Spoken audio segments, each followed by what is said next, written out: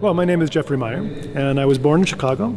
I studied the violin first when I was young, from 4th grade to 9th grade. And then I started playing the piano, but sort of at an amateur level. And I knew something was not right. I was taking piano lessons from a guitarist, and it just didn't feel quite right. And so I found a teacher outside of Chicago who really lit a fire. And a couple years later, I was in conservatory. During the conservatory time, I studied piano. I also did a degree in composition. And I also started conducting. And so at that point in my life, maybe 20, 21, I thought, I think I like this conducting thing. And so I started to pursue that.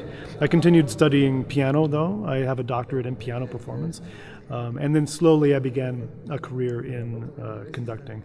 My two main positions now are with the Arizona State University in Tempe, near Phoenix, and also the St. Petersburg Chamber Philharmonic in St. Petersburg, Russia. So this Friday we have 3 pieces on the program. The first is a world premiere. It has never been performed, and it was written for the symphony, I believe. It's very interesting. It's kind of mechanistic and very rhythmic and a little bit dark. It's a very strong piece. The composer will be there in residence. The second piece will feature a young saxophone player, Iber Concertino. It's from 1940s, and as was often the case during that time, the French were very interested in American jazz. So it has a lot of jazz influences. It's a small orchestra and a virtuosic saxophone part. The second half, of course, is the Sinfonía Fantástica, the Fantastic Symphony of Berlioz, which is a tour de force for the orchestra. Everybody in the orchestra has something incredibly exciting and incredibly difficult to do. It's very colorful.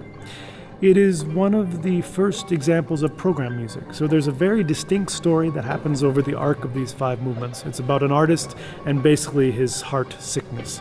He is in love from afar with this woman, and he never gets her. And he decides to kill himself. He takes opium. And there's an opium dream in the symphony where he sees himself beheaded. And I think at the very end you actually see the head, boom, boom, boom, boom. You see the head drop, and then the brass end, and then we go to a witch's Sabbath. So it's an incredibly enjoyable and exciting piece. It was far ahead of its time. It really shows off the orchestra in extraordinary ways, and even people who don't usually listen to classical music love this piece, and people that do listen to classical music also love this piece. So it's really, really fun. There's a lot to do as a conductor, and it really shows off this excellent orchestra. We've had several disasters in the United States recently, in Puerto Rico and Texas and here, and I thought, since I was coming here and the orchestra was so gracious to invite me, it would be good to give back a little bit to the people in need in Mexico City. And so that was my idea, to donate some of my fee to disaster relief. It's a beautiful country, Mexico, and this is an incredible orchestra, and I'm very privileged to be here.